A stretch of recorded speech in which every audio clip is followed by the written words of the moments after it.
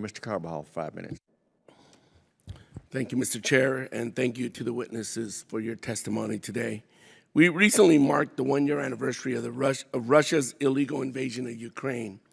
During that year, the United States and many other nations have stepped up to provide aid.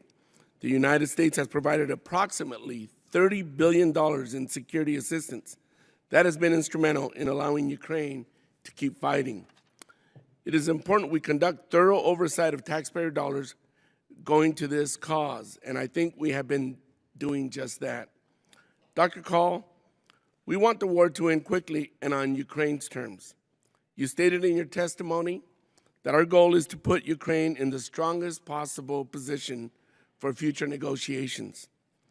Within the 5-year near-term focus areas, how is the department working with industry to maximize production in support of Ukraine and in backfilling our defense stocks that have been leveraged to date? Thank you for that. So DoD is working with industry to increase production of certain capabilities to continue meeting the needs of Ukrainian forces while ensuring that the United States is ready to defend itself and our allies and partners, and this is that balancing act. And DoD has identified over $2 billion of industrial base investments to increase and or accelerate production of things like Javelin, Stinger, HIMARS, these guided multiple launch rocket systems, 155 millimeter artillery shells, and Patriot missiles. And we're also trying to make the best use of the multi-year authorities that Congress has given to us to make sure that we're getting after the munitions challenges more broadly. Thank you. Dr. Call, while we hope for a quick end to this conflict, we must plan, obviously, for the long term.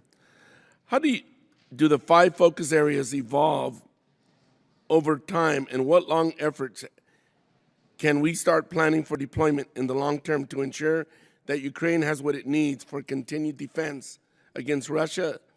That doesn't seem like it is going to go away.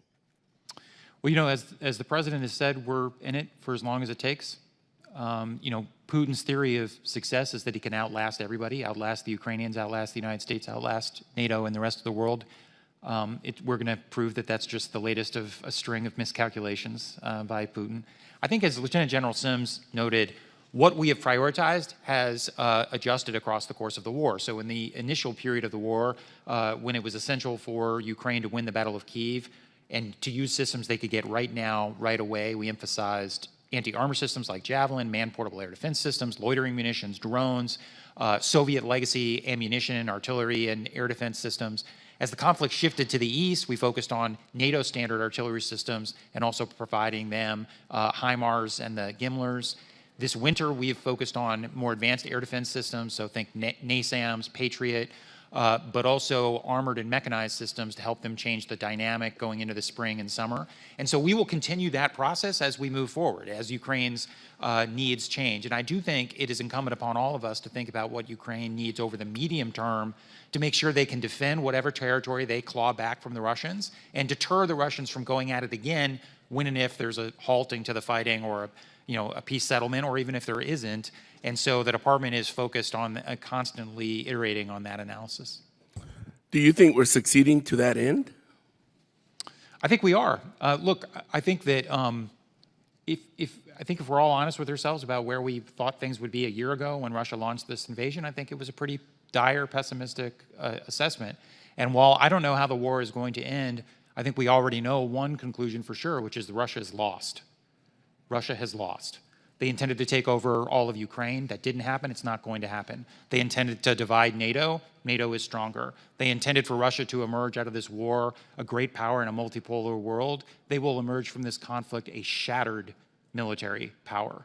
And so, again, I don't know exactly where the final lines will be drawn when this conflict comes to a close, but I know our policy has been successful in keeping a sovereign, democratic, independent Ukraine alive and ensuring that Vladimir Putin suffers a loss. Thank you, Dr. Call. Mr. Chairman, I yield back.